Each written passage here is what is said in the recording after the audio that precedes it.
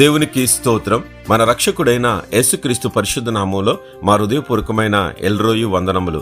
మీరు చేయు పనిలోను ప్రయత్నములోను దేవుడు మహాకృపను అనుగ్రహించి ఆశీర్వదించునుగాక.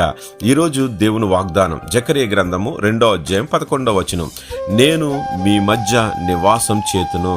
ప్రియమైన సహోదరి సహోదరుడా, ఆయన మన మధ్యలోనికి ఆయన వెళ్ళిపోతూ ఆరోహణమవుతూ పరిశుద్ధాత్మ దేవుడు మీ మధ్యలోనికి పంపుతానన్నాడు.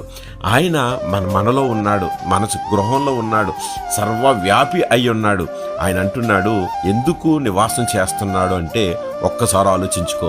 ఆయన వాక్కును బయలుపరచటానికి, ఆయన మాటను నెరవేర్చటానికి, ఆయన మార్గముల విషయమై మనకు బోధించటానికి, దేశములో ఉన్న వారికి పరదేశం నుంచి వచ్చిన వారికి ఒకే విధి, ఒకేలా ఉండటానికి, ఒకే ప్రేమను చూపటానికి, పొరుగు వారిని ప్రేమించే గుణం మనకివ్వటానికి, అంచె దినాల్లో అందరిపైన ఆత్మను కుమ్మరించటానికి, సమస్త అన్యజనులు దానిలో నివసించి ఆనందింపచేయటానికి.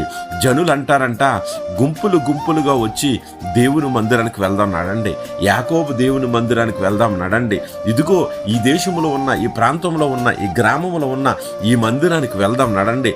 ఆత్మతో నింపబడుతుంది. ఆయన త్రోవల్లో మనం నడిచేటట్లు చేయటానికే ఆయన మనతో నివాసం చేస్తున్నాడు. అనేక మంది అంటారంట, ఆయన త్రోవల్లో నడిస్తే ఆయన శక్తిని పొందుకుంటామని.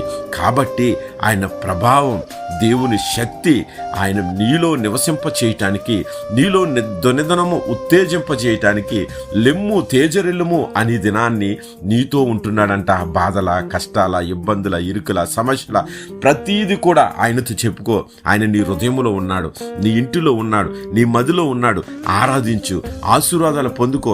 సమస్తమైన కీడు నుంచి, చింతల నుంచి, కలత నుంచి విడిచిపెట్టేసి ప్రార్థించుకుని, దేవా నీలో నివాసం చేస్తానని నువ్వు ఒక మంచి నిర్ణయం తీసుకుని అడిగితే దేవుడు కృపనిచ్చి ఆశీర్వదించి నడిపిస్తాడు.